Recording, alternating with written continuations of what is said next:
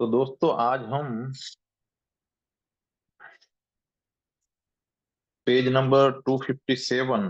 आज हमारा 26वां दिन है और 13वां चैप्टर चालू था जिसमें भगवान आगे समझाते हैं।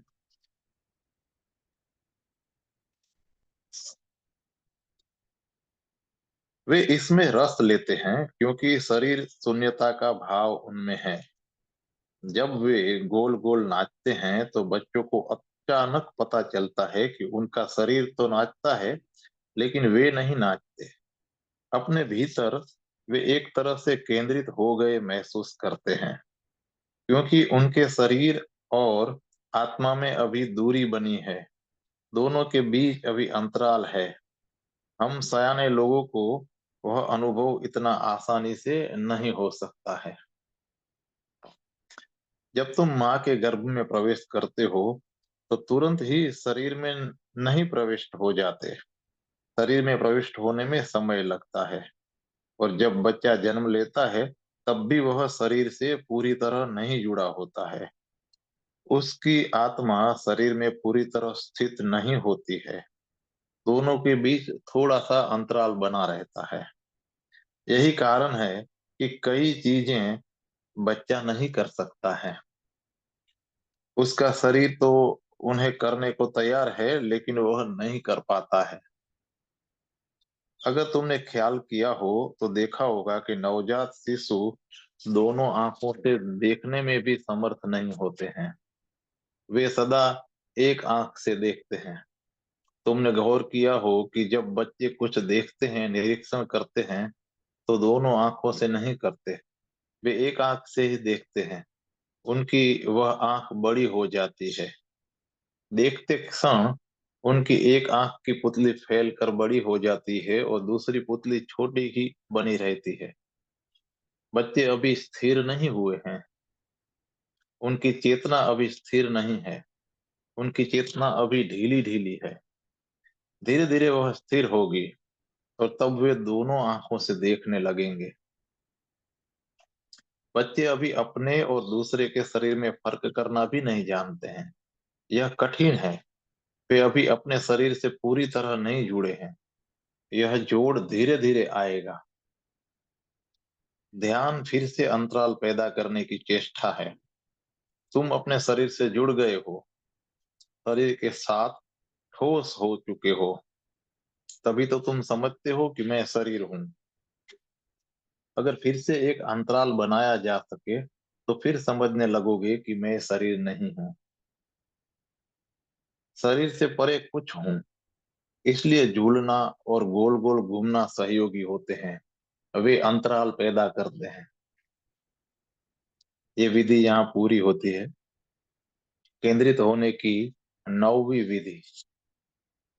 अपने अमृत भरे शरीर के किसी अंग को सुई से भेदो और भद्रता के साथ उस भेदन में प्रवेश करो और आंतरिक शुद्धि को उपलब्ध हो।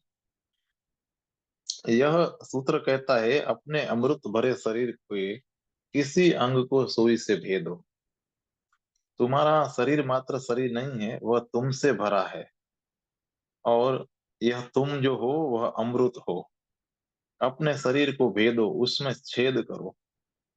जब तुम अपने शरीर को छेदते हो तो तुम नहीं छिदते। सिर्फ शरीर छिदता है। लेकिन तुम्हें लगता है कि तुम छिद गए। इसी से तुम्हें पीड़ा अनुभव होती है। और अगर तुम्हें यह बोध हो कि सिर्फ शरीर छिदा है, मैं नहीं छिदा हूं, तो पीड़ा के स्थान पर आनंद अनुभव करोगे। सुई से भी छेद करने की जरूरत नहीं है। रोज ऐसी अनेक चीजें घटित होती हैं जिन्हें तुम ध्यान के लिए उपयोग में ला सकते हो या कोई ऐसी स्थिति निर्मित भी कर सकते हो। तुम्हारे भीतर कहीं कोई पीड़ा हो रही है, एक काम करो। शेष शरीर को भूल जाओ। केवल उस भाग पर मन को एकाग्र करो जिसमें पीड़ा है। और तब एक अजीब बात अनुभव में आएगी। जब तुम पीड़ा वाले भाग पर मन को एकाग्र करोगे तो देखोगे कि वह भाग सिकुड़ रहा है, छोटा हो रहा है। पहले तुमने समझा था कि पूरे पाँव में पीड़ा है, लेकिन जब एकाग्र होकर उसे देखोगे तो मालूम पड़ेगा कि दर्द पूरे पाँव में नहीं है, वह तो अतिशयोक्ति है। दर्द सिर्फ घुटने में है। और ज्यादा गहरे एकाग्र हो और तुम देखोगे कि दर्द पूरे घुटने में नहीं है, एक छोटे से बिंदु में है। फिर उस बिंदु पर एकाग्रता साधो, शेष शरीर को भूल जाओ, आंखें बंद कर दो और एकाग्रता को बढ़ाए जाओ और खोजो कि पीड़ा कहाँ है। पीड़ा का क्षेत्र सिकुड़ता जाएगा, छोटे से छोटा होता जाएगा और एक क्षण आएगा जब वह मात्र सुई की नोक भर रह जाएगा। उस सुई की नोक पर भी एकाग्रता की नजर गड़ाओ और अचानक वह नोक भी विदा हो जाएगी और तुम आनंद से भर जाओगे। पीड़ा की बजाय तुम आनंद से भर जाओगे। ऐसा क्यों होता है? क्योंकि तुम और तुम्हारे शरीर एक नहीं है, वे दो हैं, अलग अलग हैं। वह जो एकाग्र होता है वही तुम हो। एकाग्रता शरीर पर होती है, शरीर विषय है। जब तुम एकाग्र होते हो तो अंतराल बड़ा होता है, तादात्म्य टूट जाता है। एकाग्रता के लिए तुम भीतर सरक जाते हो, शरीर से दूर हो जाते हो। पीड़ा के बिंदु को परिप्रेक्ष्य में लाने के लिए तुम्हें दूर हटना पड़ता है और यह दूर जाना अंतराल पैदा करता है। जब तुम पीड़ा पर एकाग्रता साधते हो तो तुम तादात्म्य में भूल जाते हो। तुम भूल जाते हो कि मुझे पीड़ा हो रही है। अब तुम दृष्टा हो और पीड़ा कहीं दूसरी जगह है। तुम अब पीड़ा को देखने वाले हो, भोगने वाले नहीं। भोक्ता के दृष्टा में बदलने के कारण अंतराल पैदा होता है और जब अंतराल बड़ा होता है तो अचानक तुम शरीर को बिल्कुल भूल जाते हो। तुम्हें सिर्फ चेतना का बोध रहता है। तो तुम इस विधि को प्रयोग भी कर सकते हो। अपने अपने अमृत भरे शरीर की किसी अंग को सुई से भेदो और भद्रता के साथ उस भेदन में प्रवेश करो।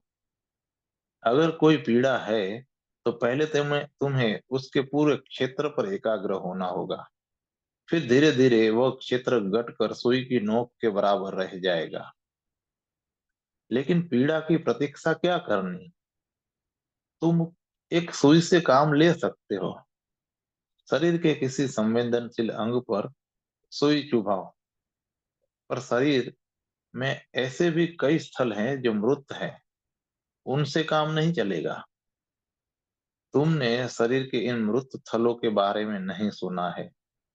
किसी मित्र के हाथ में एक सुई दे दो और तुम बैठ जाओ और मित्र से कहो कि वह तुम्हारी पीठ में कई स्थलों पर सुई चुभोए।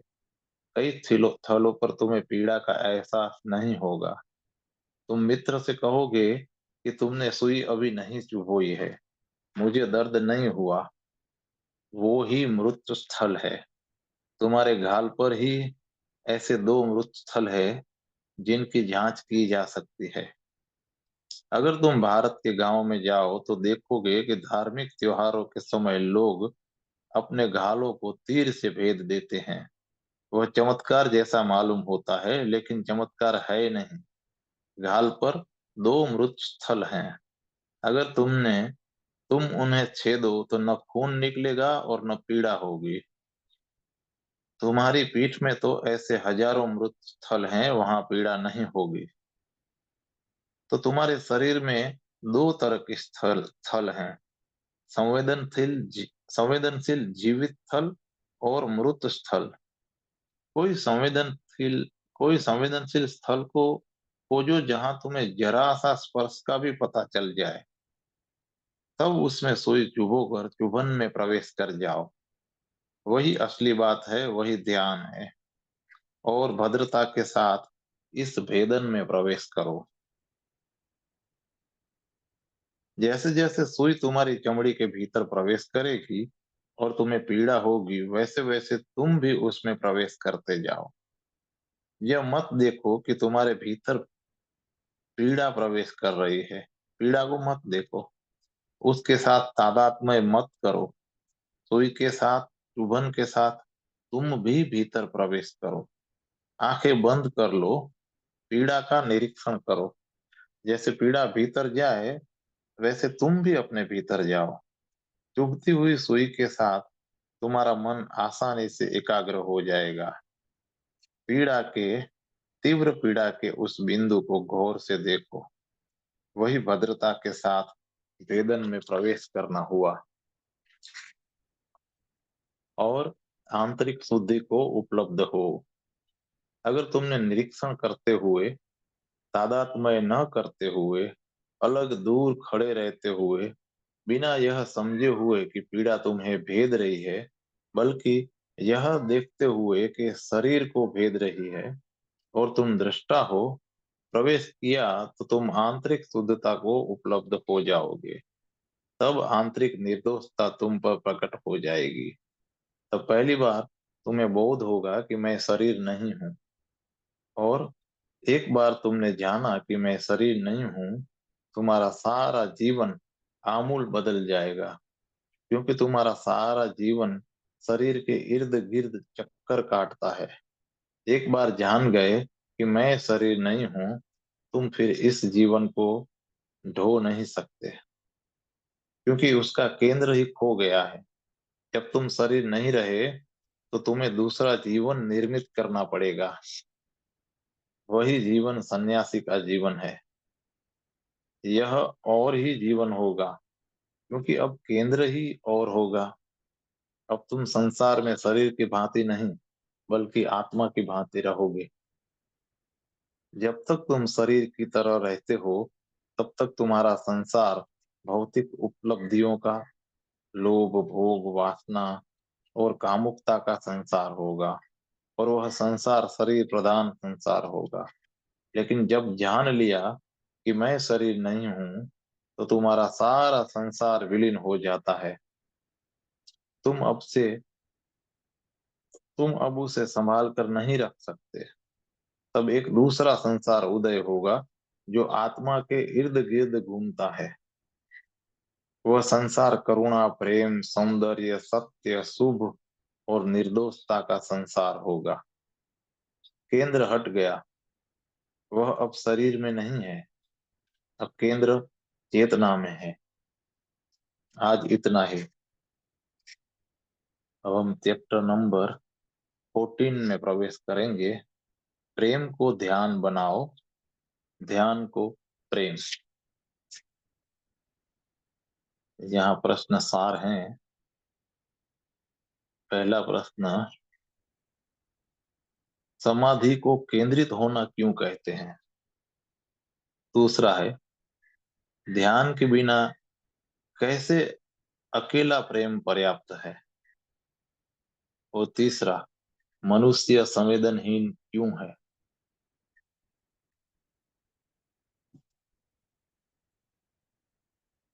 पहला प्रश्न, यदि बुद्धत्व और समाधि का अर्थ समग्र चैतन्य जागतिक चैतन्य सर्वव्यापी चैतन्य है, तो आश्चर्य होता है कि इस जागतिक चैतन्य की अवस्था को केंद्रित होना क्यों कहा जाता है? क्योंकि केंद्रित होना एकाग्र होने जैसा लगता है। इस जागतिक चैतन्य या समाधि को केंद्रित होना क्यों कहते हैं? हम भगवान कहते हैं, केंद्रित होना मार्ग है, मंजिल नहीं है। केंद्रित होना साधन है, साध्य नहीं है। समाधि को केंद्रित होना नहीं कहते। केंद्रित होना समाधि की विधि भर है। हालांकि दोनों परस्पर विरोधी मालूम होते हैं, क्योंकि जब कोई बुद्धत्व को उपलब्ध है, तब कोई केंद्र ही नहीं बचता है। जैकब बोहमे ने कहा है कि जब कोई परमात्मा को प्राप्त होता है, तो इस बात को दो ढंग से कहा जाता है। या तो कहा जाए कि केंद्र सब कहीं है, या कहा जाए कि केंद्र कहीं नहीं है। दोनों का अर्थ एक ही है। केंद्रित होना विरोधाभासी मालूम पड़ता है, लेकिन मार्ग मंजिल नहीं है, साधन साध्य नहीं है, और साधन विरोधी भी हो सकता है। यहाँ इसे समझना जरूरी है क्योंकि ये 112 विधियां केंद्रित होने की विधियां हैं। लेकिन एक बार जब तुम केंद्रित हो जाते हो तो तुम्हारा विस्फोट हो जाएगा। केंद्रित होने का अर्थ है कि तुम एक बिंदु पर इकट्ठा हो गए। एक बार तुम एक बिंदु पर इकट्ठे हो गए तो वह बिंदु अपने आप ही विस्फोट को प्राप्त हो जाता है। तब कोई केंद्र नहीं रहता है, या केंद्र ही केंद्र रहता है। इसलिए केंद्रित होना विस्फोट का उपाय है। और यह उपाय क्यों है? अगर तुम केंद्रित नहीं होते हो तो तुम्हारी ऊर्जा लक्ष्यहीन बनी रहती है। उसका विस्फोट नहीं हो सकता है। ऊर्जा बिखरी बिखरी रहती है, उसका विस्फोट नहीं हो सकता है। विस्फोट के लिए बहुत बड़ी ऊर्जा चाहिए। विस्फोट का अर्थ है कि अब तुम छिन्न भिन्न नहीं हो, छितराए नहीं हो, एक बिंदु पर इकट्ठे हो। तब तुम आणविक हो जाते हो, और तब तुम सच में आध्यात्मिक अणु हो जाते हो। और जब तुम अणु बनने योग्य केंद्र को उपलब्ध होते हो तभी तुम्हारा विस्फोट संभव है। तब आणविक विस्फोट घटता है। उस विस्फोट की चर्चा नहीं की जा सकती है, क्योंकि यह चर्चा संभव नहीं है। इसलिए सिर्फ विधि की चर्चा की जाती है, फल की चर्चा नहीं होती। उसकी चर्चा असंभव है। लेकिन अगर तुम विधि को प्रयोग में लाओ तो फल पीछे पीछे आएगा, और उस फल का वर्णन नहीं हो सकता है। तो स्मरण रहे, धर्म अनुभव की बात कभी नहीं करता है, सिर्फ विधि की बात करता है। वह कहता है कि यह कैसे होगा, लेकिन यह नहीं बताता है कि क्या होगा। क्या को तुम पर छोड़ दिया जाता है। कैसे को पूरा करो तो क्या अपने आप ही तुम्हारे पास चला आएगा। और उसको कहने का उपाय भी नहीं है। उसे कोई जान तो सकता है लेकिन कह नहीं सकता। वह एक ऐसा अनंत असीम अनुभव है कि वहां भाषा व्यर्थ हो जाती है। वह इतना विराट है कि कोई शब्द उसे अभिव्यक्ति नहीं दे सकता। इसलिए केवल विधि ही दी जा सकती है। बुद्ध निरंतर 40 वर्षों तक कहते रहे कि मुझसे सत्य, ईश्वर, मोक्ष, निर्वाण के संबंध में प्रश्न मत पूछो। इन चीजों के संबंध में प्रश्न ही मत पूछो। बस इतना पूछो कि वहां कैसे पहुंचा जाए। मैं तुम्हें मार्ग बता सकता हूँ, लेकिन यह अनुभव नहीं बता सकता, शब्दों में भी नहीं। अनुभव व्यक्तिगत है, विधि अवैयक्तिक है। विधि वैज्ञानिक है, अवैयक्तिक है। अनुभव सदा वैयक्तिक है, काव्यात्मक है। जब मैं ऐसा भेद करता हूं तो उसमें मेरा क्या प्रयोजन है? विधि वैज्ञानिक है। इसका मतलब है कि अगर तुम प्रयोग करो तो केंद्रित होना फलेगा। केंद्र को उपलब्ध होना निश्चित है, यदि उपाय काम में लाया जाए। और अगर केंद्र नहीं फलित होता है तो समझना कि कहीं चूक हो रही है। तुम कहीं विधि में भूल कर रहे हो, उसका पालन नहीं कर रहे हो। विधि वैज्ञानिक है, केंद्र का फलित होना वैज्ञानिक है। लेकिन विस्फोट आता है तो वह काव्य बन जाता है। काव्य से मेरा मतलब है कि प्रत्येक व्यक्ति को यह अनुभव भिन्न ढंग से होगा। इस अनुभव के लिए कोई समान आधार नहीं है। वैसे ही प्रत्येक व्यक्ति उसे अभिव्यक्ति उसे अभिव्यक्त भी अलग अलग ढंग से करेगा। बुद्ध एक ढंग से कहते हैं, महावीर दूसरे ढंग से, और कृष्ण तीसरे ढंग से। मोहम्मद, मूसा, लाओ से सब विधि में नहीं, अभिव्यक्ति में एक दूसरों से भिन्न हो जाते हैं। सिर्फ एक बात में वे एक मत हैं कि वे जो कहते हैं वह उसे प्रकट नहीं करता है जो उन्होंने अनुभव किया है। सिर्फ इस बात में वे सहमत हैं। फिर भी वे प्रयत्न करते हैं कि उस बात की ओर कुछ इंगित करें, कुछ कहें। यह असंभव सा लगता है, लेकिन यह अगर तुम्हारा हृदय सहानुभूतिपूर्ण है तो कुछ संप्रेषित जरूर हो सकता है, लेकिन उसके लिए प्रगाढ़ सहानुभूति, प्रेम और निष्ठा की जरूरत होगी।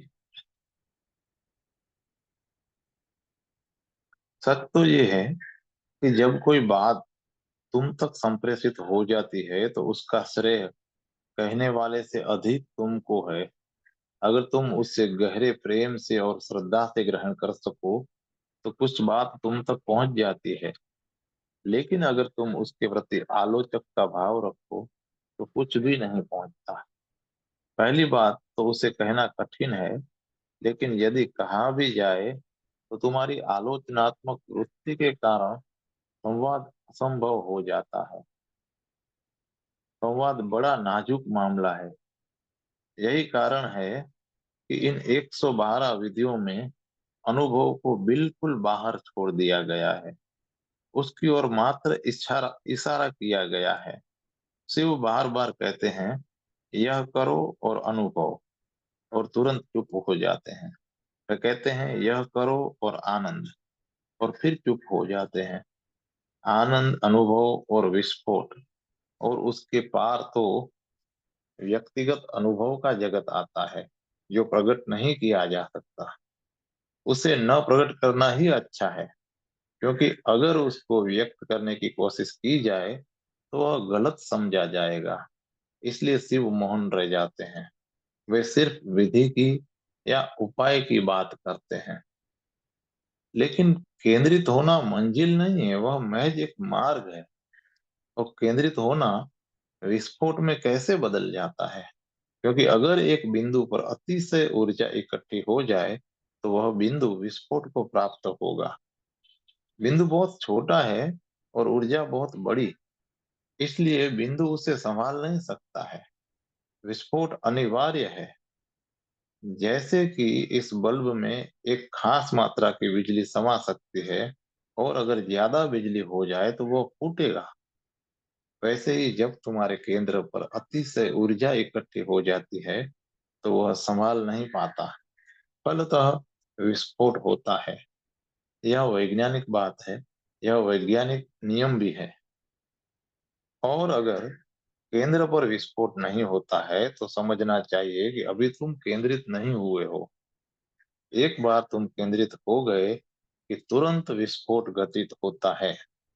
उसमें समय का अंतराल नहीं है।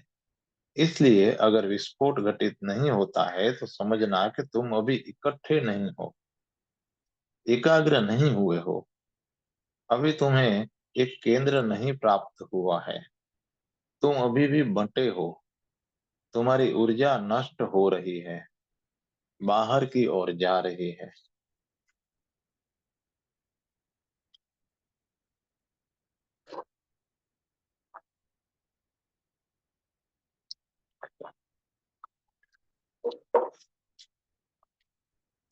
जब ऊर्जा बाहर जाती है तो तुम खाली हो रहे हो, रिक्त हो रहे हो, नष्ट हो रहे हो, और अंत में नपुंसक और निर्जीव हो जाओगे।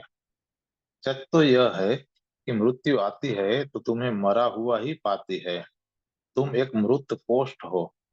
तुम निरंतर अपनी ऊर्जा बाहर की तरफ फेंकते हो, और तब तुम कितनी भी ऊर्जा हो, वह एक अवधि के भीतर चूक जाएगी और तुम रिक्त हो जाओगे। ऊर्जा का बाहर जाना मृत्यु है। तुम प्रत्येक क्षण मर रहे हो, नष्ट हो रहे हो। कहते हैं कि सूरज भी, जो कि एक महान ऊर्जा का भंडार है और जो करोड़ों वर्ष का है, निरंतर रिक्त हो रहा है, और 4,000 वर्षों के भीतर वह समाप्त होने वाला है। सूर्य समाप्त होगा क्योंकि उसके पास फिर विकिरित करने की ऊर्जा नहीं बचेगी। सूर्य प्रतिदिन मर रहा है क्योंकि उसकी किरणें उसकी ऊर्जा को ब्रह्मांड की सरहदों की ओर, अगर उसकी कोई सरहदें हैं, बहा ले जा रही हैं। उसकी ऊर्जा बाहर जा रही है। केवल मनुष्य अपनी ऊर्जा को दिशा देने और रूपांतरित करने की क्षमता रखता है। अन्यथा मृत्यु स्वाभाविक घटना है। प्रत्येक चीज मरती है। केवल मनुष्य अमृत को चिन्मय को जान सकता है। तो तुम इस पूरी चीज को एक नियम में सीमित कर सकते हो। अगर ऊर्जा बाहर जाती है तो मृत्यु उसका परिणाम है, और तब तुम कभी न जानोगे कि जीवन क्या है। तुम धीरे धीरे मरना भर जानोगे। जीवित होने की प्रगाढ़ता का तुम्हें पता नहीं चलेगा। अगर किसी चीज की भी ऊर्जा बाहर जाती है तो उसकी मृत्यु अपने आप घटित होती है। अगर तुम ऊर्जा की दिशा बदल देते हो, बाहर बहने की बजाय भीतर की ओर बहने लगे, तो रूपांतरण संभव है। तब यह भीतर की ओर बहने वाली ऊर्जा एक बिंदु पर केंद्रित हो जाती है। यह बिंदु नाभि केंद्र के पास है, क्योंकि तुम नाभि के रूप में ही जन्म धारण करते हो। तुम अपनी नाभि से ही अपनी माँ से जुड़े होते हो। फिर नाभि से ही माँ की जीवन ऊर्जा तुम्हें प्राप्त होती है, और नाभि के विच्छिन्न किए जाने पर ही तुम व्यक्ति बनते हो। उससे पहले तुम व्यक्ति नहीं हो, माँ के ही एक अंग हो। असली जन्म तो नाभि रज्जु के कटने पर ही घटित होता है। तभी बच्चा अपना जीवन शुरू करता है, अपना केंद्र बनता है। वह केंद्र नाभि के पास होगा, क्योंकि नाभि से ही बच्चे को जीवन ऊर्जा मिलती है। वही सेतु है। और तुम जानो न जानो, अभी भी नाभि ही तुम्हारा केंद्र है। इसलिए अगर ऊर्जा भीतर बहने लगे, दिशा बदलने पर जब वह भीतर मुड़ने लगे, तो वह नाभि केंद्र पर ही चोट करेगी। और जब ऊर्जा इतनी हो जाए कि केंद्र उसे अपने में समा न सके, तो विस्फोट घटित होगा। उस विस्फोट में तुम पुनः व्यक्ति नहीं रह जाते। जैसे जब तुम माँ से जुड़े थे तो व्यक्ति नहीं थे, वैसे ही पुनः तुम व्यक्ति न रहोगे। अब तुम्हारा एक नया जन्म हुआ। तुम ब्रह्मांड के साथ एक हो गए। अगर तुम्हारा कोई केंद्र नहीं रहा, अब तुम मैं नहीं कह सकते, क्योंकि अब अहंकार भी नहीं रहा। बुद्ध, कृष्ण या महावीर मैं का प्रयोग किए जाते हैं, लेकिन वह औपचारिक है। उनका अहंकार जाता रहा है, वे नहीं है। बुद्ध मर रहे थे। जिस दिन उनकी मृत्यु होने को थी, अनेक लोग, उनके शिष्य और सन्यासी उनके पास इकट्ठे थे और रो रहे थे। बुद्ध ने पूछा, क्यों रोते हो? उन्होंने कहा कि शीघ्र ही आप विदा हो जाएंगे, इसलिए हम रोते हैं। बुद्ध हंसे और बोले, मैं तो 40 वर्षों से नहीं हूँ। मैं तो उस दिन मर गया जिस दिन बुद्धत्व को प्राप्त हुआ था। 40 वर्षों से केंद्र नहीं रहा है। मत रहो, मत दुखी हो। अब कौन मरता है? मैं हूं ही नहीं। लेकिन तो भी शब्द का प्रयोग तो करना ही होगा। यह भी बताने के लिए कि मैं नहीं हूं, मैं का प्रयोग करना होगा। ऊर्जा की अंतर यात्रा ही धर्म का सारा सार है। धार्मिक खोज का वही अर्थ है, कैसे भीतर लिया जाए ऊर्जा को। और ये विधियां इसमें सहयोगी हैं। लेकिन स्मरण रहे, केंद्रित होना समाधि नहीं है, अनुभव नहीं है। केंद्रित होना तो समाधि का द्वार भर है। और जब तुम्हें अनुभव होता है तो केंद्र भी जाता रहता है। इसलिए केंद्रित होना मात्र मार्ग है। अभी तुम केंद्रित भी नहीं हो। अभी तो तुम्हारे बहुत से केंद्र हैं, इसलिए केंद्रित नहीं हो। और जब केंद्रित होगे, तब एक ही केंद्र रह जाएगा। तब जो ऊर्जा अनेक केंद्रों में चक्कर लगाती थी, वह लौट आती है। उसे ही घर वापस आना कहते हैं। तब तुम अपने केंद्र पर हो, और तब विस्फोट घटित होता है, और तब फिर केंद्र खो जाता है। लेकिन जब तुम्हारे बहुत से केंद्र नहीं है, तब कोई भी केंद्र नहीं है। तुम ब्रह्मांड के साथ एक हो गए। तब अस्तित्व और तुम एक ही अर्थ रखते हो। उदाहरण के लिए, एक बर्फ का टुकड़ा सागर में तैर रहा है। उस हिमखंड का अपना एक केंद्र है, उसका अपना एक अलग व्यक्तित्व है। अभी वह सागर से भिन्न है। बहुत गहरे में तो वह सागर से अलग नहीं है, क्योंकि वह एक विशेष तापमान पर स्थित पानी ही है। स्वभावतः सागर के पानी और हिमखंड के पानी में भेद क्या है? वे एक ही है। फर्क सिर्फ तापमान का है। फिर सूरज उगता है और मौसम गर्म हो उठता है, और फिर हिमखंड पिघलने लगता है। तब फिर हिमखंड नहीं रहा, वह पिघल कर पानी हो गया। अब तुम उसे नहीं पा सकते हो, क्योंकि उसकी वैयक्तिकता नहीं रही है, उसका केंद्र नहीं रहा, वह सागर के साथ एक हो गया है। वैसे ही तुम अपने अब वैसे ही तुम में और बुद्ध में, जीसस को सूली देने वाले में और जीसस में, कृष्ण और अर्जुन में स्वभाव के तल पर कोई अंतर नहीं है। अर्जुन हिमखंड जैसा है और कृष्ण सागर जैसे हैं। स्वभाव में कोई फर्क नहीं है, वे वही हैं। लेकिन अर्जुन का एक रूप है, एक नाम है, उसका एक पृथक अस्तित्व है, और वह समझता है कि मैं हूँ। इन इन केंद्रित होने की विधियों के द्वारा तापमान बदलेगा, हिमखंड पिघलेगा, और तब कोई फर्क नहीं रह जाएगा।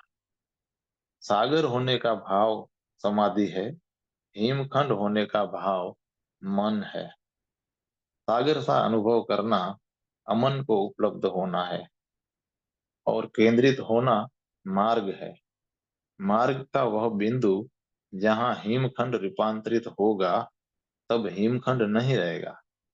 रूपांतरण के पूर्व वह सागर नहीं था, सिर्फ हिमखंड था। रूपांतरण के पश्चात हिमखंड नहीं होगा, सिर्फ सागर होगा। सागर का भाव समाधि है।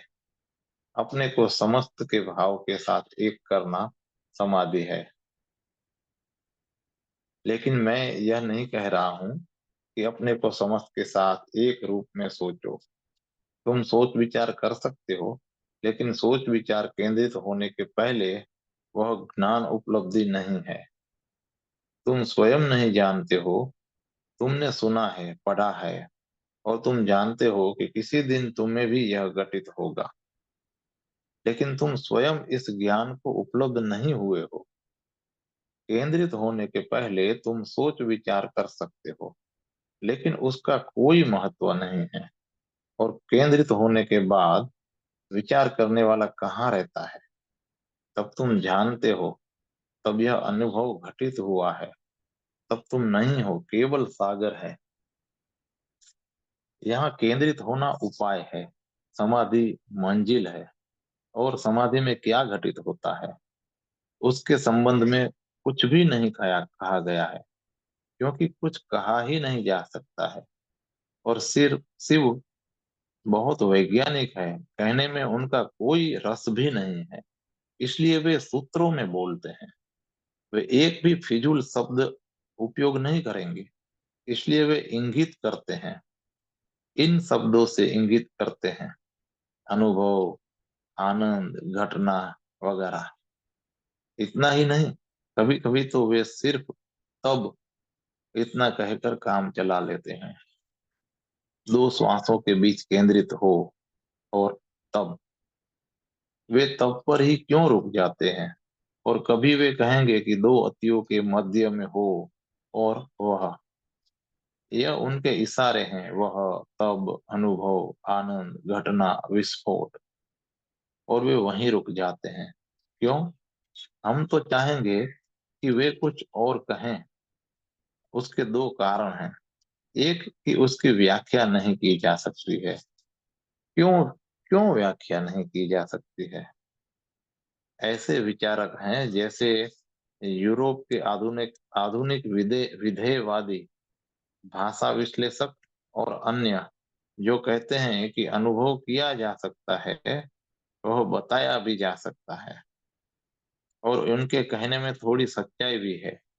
वे कहते हैं कि जिसे तुम अनुभव कर सकते हो, उसे कह क्यों नहीं सकते हो? आखिर अनुभव क्या है? तुमने उसको समझा है तो तुम दूसरों को क्यों नहीं समझा सकते हो। इसलिए उनका कहना है कि अगर अनुभव है तो उसे व्यक्त भी किया जा सकता है, और अगर तुम व्यक्त नहीं कर सकते हो तो उसका यही मतलब है कि अनुभव नहीं है। तब तुम भ्रम में हो, उलझे हो। जो अभिव्यक्ति नहीं कर सकता है वह अनुभव क्या खाक करेगा। इस दृष्टिकोण के कारण वे कहते हैं कि धर्म बकवास है। तुम यह कहते हो कि मैंने अनुभव किया है, और फिर तुम उसे अभिव्यक्त क्यों नहीं कर सकते। बहुतों को उनकी बात जमती है, लेकिन उनका तर्क निराधार है। हे ध- निराधार है। धार्मिक अनुभवों की बात छोड़ो, साधारण अनुभव भी, बहुत सरल अनुभव भी नहीं व्यक्त किए जा सकते हैं, न समझाए जा सकते हैं। समझो कि मेरे सिर में दर्द है, लेकिन अगर तुम्हें कभी सिर दर्द नहीं हुआ हो तो तुम्हें सिर दर्द क्या है यह नहीं समझा सकता। उसका यह अर्थ नहीं है कि मैं मंदबुद्धि हूँ या कि मैं सिर्फ सोचता हूँ, मैंने अनुभव नहीं किया है। सिरदर्द है, और मैं उसकी समग्रता में अनुभव भी करता हूँ। उसकी पूरी पीड़ा के साथ उसे अनुभव करता हूँ। लेकिन अगर तुम्हें कभी भी सिरदर्द नहीं हुआ है तो मैं मेरा सिरदर्द तुम्हें कभी बता नहीं सकूंगा। हाँ, अगर तुम्हें भी सिरदर्द का अनुभव है तो कोई समस्या नहीं है, बात बताई जा सकती है। बुद्ध की कठिनाई यही है कि उन्हें गैर बौद्धों के साथ नहीं, क्योंकि गैर बौद्ध भी बुद्ध हो सकते हैं। जीसस गैर बौद्ध होकर भी बुद्ध थे। उन्हें गैर बौद्धों के साथ बात करनी है। बुद्ध को उनसे संवाद करना है जिन्हें अनुभव ही नहीं हुआ है, और यही कठिनाई है। तुम्हें नहीं मालूम है कि सिरदर्द क्या है। बहुत हैं जिन्हें सिरदर्द नहीं मालूम है। उन्होंने सिरदर्द का नाम ही नहीं सुना है, जिसका कोई मतलब नहीं है। तुम अंधे आदमी को प्रकाश के संबंध में बता सकते हो, लेकिन वो क्या समझेगा। वह प्रकाश शब्द सुनेगा, वह प्रकाश की व्याख्या सुनेगा, वह प्रकाश का पूरा सिद्धांत भी समझ सकता है, लेकिन इसके बावजूद भी प्रकाश शब्द से उसे लेकिन इसके बावजूद भी प्रकाश शब्द से उस तक कुछ भी संप्रेषित नहीं होगा। जब तक उसे प्रकाश का अनुभव न हो, संवाद असंभव है। इसलिए यह बात ध्यान में रख लो कि संवाद तभी संभव है जब समान अनुभव वाले दो व्यक्ति परस्पर संवाद करें। हम सामान्य जीवन में परस्पर संवाद कर पाते हैं क्योंकि हमारे अनुभव समान हैं। लेकिन सामान्य जीवन में भी अगर कोई बाल की खाल उतारने लगे तो कठिनाई होगी। मैं कहता हूं कि आसमान नीला है, लेकिन यह कैसे निर्णय हो कि नीलेपन के मेरे और तुम्हारे अनुभव एक ही हैं। तय करना संभव नहीं है। मैं नीलेपन की एक छटा देखूं और तुम उसकी दूसरी छटा देखो, लेकिन तब उसे कैसे संप्रेषित किया जाए। मैं इतना ही कहूंगा कि नीला है, तुम भी उतना ही कहोगे, लेकिन नीलेपन की हजार छटाएं हैं। छटाएं ही नहीं, उसके हजार अर्थ हैं। मेरे मन के ढांचे में नीले का एक अर्थ होगा, तुम्हारे मन के ढांचे में दूसरा अर्थ हो सकता है। क्योंकि नीला अर्थ नहीं है, अर्थ तो सदा मन के ढांचे में है। तो सामान्य अनुभव से भी संवाद कठिन है। फिर और थोड़े गहन अनुभव भी हैं। उदाहरण के लिए, व्यक्ति प्रेम में पड़ गया है। वह कुछ अनुभव कर रहा है, उसका पूरा जीवन दांव पर है, लेकिन वह बता नहीं सकता कि उसे क्या हो रहा है। वह रो सकता है, वह गा सकता है, नाच सकता है। ये इशारे हैं कि उसे कुछ हो रहा है, लेकिन उसे क्या हो रहा है जब किसी को प्रेम घटित होता है तो यथार्थतः क्या होता है? और प्रेम कोई असामान्य घटना नहीं है। किसी न किसी रूप में प्रत्येक व्यक्ति प्रेम के प्रभाव में आता है, लेकिन तो भी हम अब तक व्यक्त नहीं कर पाए कि प्रेम की हालत में प्रेमी के भीतर क्या घटित होता है। ऐसे लोग हैं जिन्हें प्रेम बुखार की तरह, रोग की तरह घेरता है। रूसो कहता है कि युवावस्था मनुष्य जीवन का शिखर नहीं हो सकती, क्योंकि युवावस्था में प्रेम नामक रोग का शिकार होती है। जब तक कोई इतना प्रौढ़ न हो कि प्रेम सब अर्थ खो बैठे, तब तक आदमी का मन धुएं से भरा रहता है। बहुत वृद्धावस्था में ही विवेक संभव होता है। रूसो का ख्याल है कि प्रेम बुद्धिमान नहीं होने देता है,